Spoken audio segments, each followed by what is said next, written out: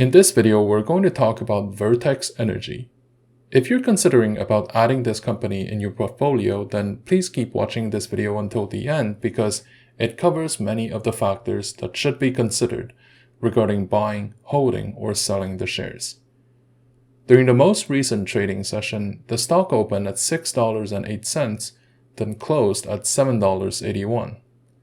The lowest point at which it fell to was $5.63, and the highest point it rose to was $8.38. Regarding the current price action, its 52-week low was 40 cents, and the 52-week high was $8.38. The current trading volume of Vertex Energy is 232 million shares, compared to the average of just 9.1 million shares. So from this, we can see that the trade volume has increased significantly after the announcement of the refinery facility, as the number of shares exchanged increased by more than 20 times than usual, which probably explains the skyrocketing stock price that we just saw today, with almost 100% increase compared to yesterday's close. The short-term trend is certainly very bullish, based on the spectacular surge that we just had. The question is whether this price increase can maintain itself, and if so, how much higher can it possibly go? Based on this experience, the stock will have to go through some price corrections before resuming the trend, but no one knows for sure where that short-term peak is going to be. The long-term trend of the company is certainly going to be positive as well. With that being said, we should expect some very heavy pullbacks at some point simply because investors who held the stock will want to lock in the profit.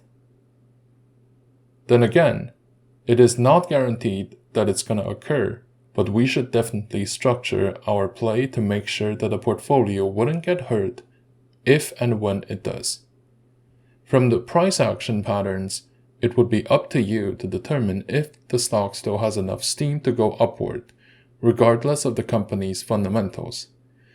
Now, let's take a look at the market capitalization of the company, which represents how much the company is worth in the eyes of investors. The market cap of Vertex Energy remained constant throughout 2017 and 2020, ranging between $30 million and $60 million of market cap, meaning it has been a tiny cap for a long time, until very recently when its market cap shot up to $404 million. Another outside signal to observe is the total number of shares outstanding. Generally speaking, if the number of shares keeps increasing, then it suggests that a company is selling equity to balance the company's books. Meanwhile, its number of shares outstanding didn't increase that drastically over the years, but it did increase between 10 to 20% compared to the previous financial period. This differs from other companies that we usually cover because the company isn't considered as a growth stock or an innovative stock either. It is in a fairly mature sector based on a specific and known metrics. It mostly relies on its operations to carry and justify the company's values. The gist about Vertex Energy is quite simple. The company operates in the natural gas sector and recently just bought a refinery from Royal Dutch that allows them to increase the output capacity, thus revenue. In turn, the market cap of the company skyrocketed by almost 100%.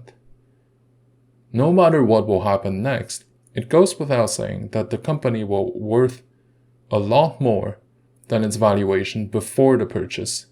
This is why it will be worth the while to keep a position of Vertex in your portfolio for the years to come.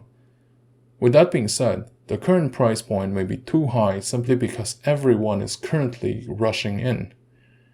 But just to be safe, I would recommend to buy a small position now and to increase it later if trading sessions afterwards confirm that it is going upward, or once a price correction is over.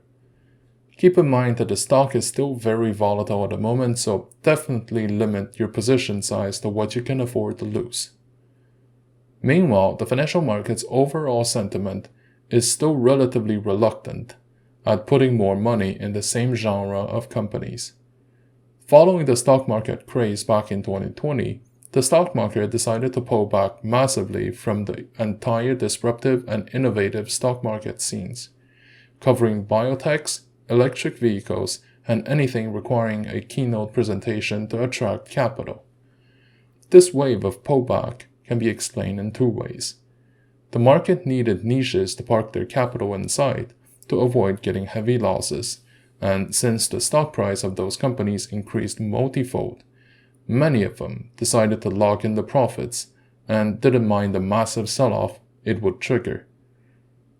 The second reason was because markets began to realize how overly exposed many investors have become to the growth stocks.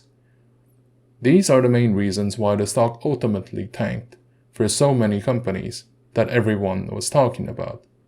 In the current circumstances, the recommended approach is to be careful when buying the stocks. On one hand, the stock may be able to climb back on its own when the operations begin to carry the stock price.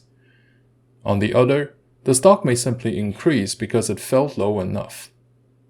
This means that in the current market settings, we need to tread the water carefully regarding buying stocks.